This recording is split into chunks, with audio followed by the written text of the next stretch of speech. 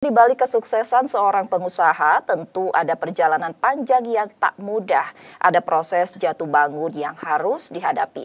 Pagi ini di studio Kompas TV Palembang, saya akan berbincang dengan seorang pengusaha perempuan yang sudah dikenal masyarakat Sumsel, Ibu Lusianti. Kita akan bahas apa kunci suksesnya sebagai pengusaha. Halo, selamat pagi Ibu Lusianti. Selamat pagi Mbak Rizky. Baik, sebelumnya apa kabar nih Bu? Alhamdulillah sehat. Ya. Kita terima kasih nih sudah menyempatkan waktu untuk hadir bersama kami di Sapa Sumbaksel pada pagi hari ini. Bu Lusianti lahir dan besar di Batu Raja, kini Bu Lusianti sukses sebagai pengusaha di Palembang. Cerita singkatnya bisa ke Palembang nih, bisa diceritakan Bu? Oh iya, saya ke Palembang itu setelah tamat SMP.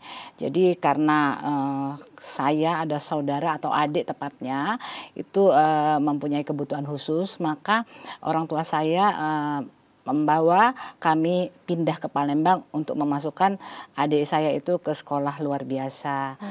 Jadi satu keluarga pindah khusus ke Palembang karena di Batu Raja waktu itu belum ada. Jadi SMA saya ada bersekolah di Palembang, SMA Negeri 2. Itu tepatnya tahun berapa itu Bu, mulai pindah ke Palembang? Tahun 80-an ya, 80-81 ya. Pertama kali apa nih yang dilakukan di Palembang pada saat itu selain mengantar adik ke Palembang? Ya banyak sekali ya sebenarnya kalau yang menjadi kaget buat saya ya dari kabupaten pindah ke provinsi. Karena kalau di kabupaten kan kita kalau sekolah itu jalan kaki.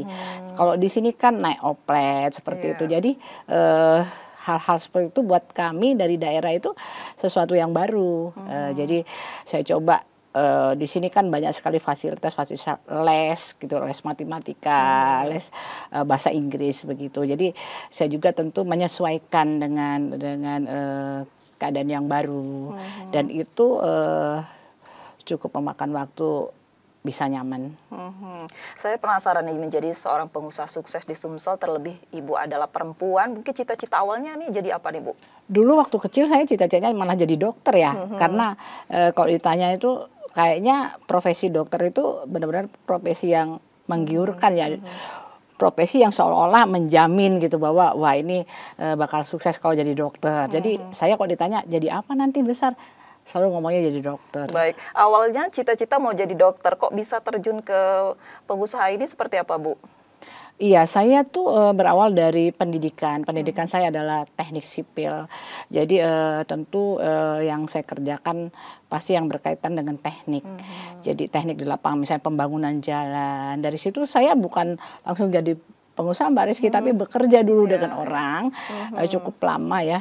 Jadi sampai umur 25 tahun saya bekerja di salah satu konsultan teknik.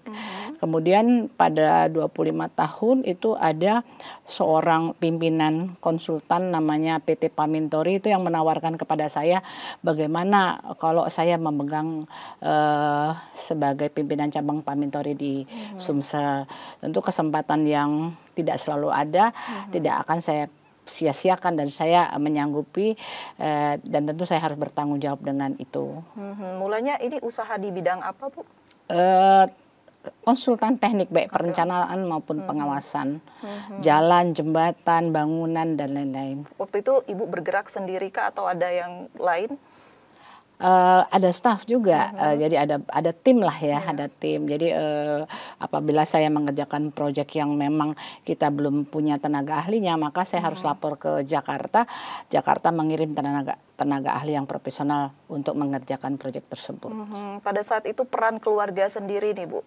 Waktu itu saya masih sendiri, jadi saya umur 25 tahun tuh masih lajang, tapi saya udah memimpin menjadi pimpinan cabang satu konsultan berskala nasional. Oke, baik.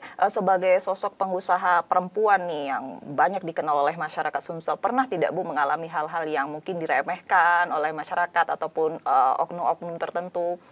Sudah pasti. Jadi tapi saya tidak pernah menceritakan apa sih yang saya alami pada pada pengalaman yang jelek ya. Jadi saya takut nanti malah apabila kita cipta maka tidak ada sosok-sosok perempuan yang taunya takut untuk melangkah. Tapi perjalanan hidup itu ada jatuh bangun dan kita tidak bisa menghitung satu kali atau 1000 kali saya udah jatuh bangun.